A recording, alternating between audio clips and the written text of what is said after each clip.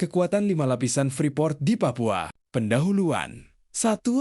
Pendahuluan. Freeport telah beroperasi di Papua selama lebih dari 50 tahun. Meskipun Indonesia mengalami banyak perubahan pemerintahan, pertanyaannya adalah, apa yang membuat Freeport tetap kuat? Jawabannya terletak pada jaringan kekuatan yang terdiri dari 5 lapisan. Aktor yang saling mendukung. Lapis pertama, korporasi inti. Aktor pertama adalah Freeport-McMoRan FC, perusahaan pertambangan asal Amerika Serikat. Freeport mulai beroperasi di Papua setelah laporan geologis dari Jinjakis Dozi pada tahun 1936 dan semakin tertarik setelah ekspedisi Forbes Wilson pada tahun ke-1960.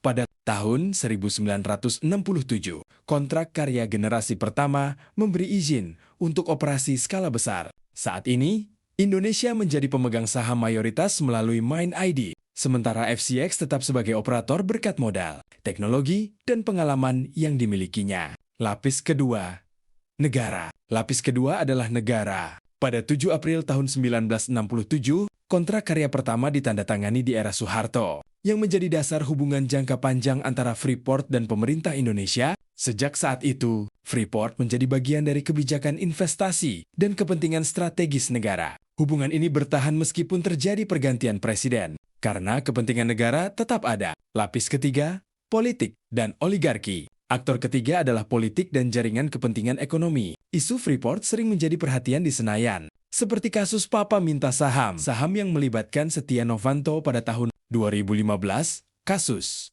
ini menunjukkan bahwa Freeport bukan hanya komoditas ekonomi, tetapi juga memiliki nilai politik yang besar, yang terlibat dalam negosiasi kontrak, izin, dan divestasi. Lapis keempat, keamanan. Lapis keempat adalah aktor keamanan. Operasi Freeport memerlukan tingkat keamanan yang tinggi karena merupakan bagian dari infrastruktur strategis nasional. Negara memiliki kepentingan dalam menjaga keamanan fasilitas dan operasional. Namun, masalah keamanan di Papua seringkali kompleks, melibatkan isu konflik dan hak asasi manusia, yang menciptakan ketergantungan antara negara dan perusahaan. Lapis kelima, internasional. Aktor kelima adalah aktor internasional. Freeport memiliki akar di Amerika Serikat, sehingga isu terkait Freeport meluas hingga ke Washington DC. Pada tahun 1990-an, perhatian terhadap hak asasi manusia di sekitar operasi Freeport menjadi perhatian di AS, menunjukkan bahwa hubungan bilateral Indonesia dan AS juga terkait dengan negosiasi Freeport. Kesimpulan.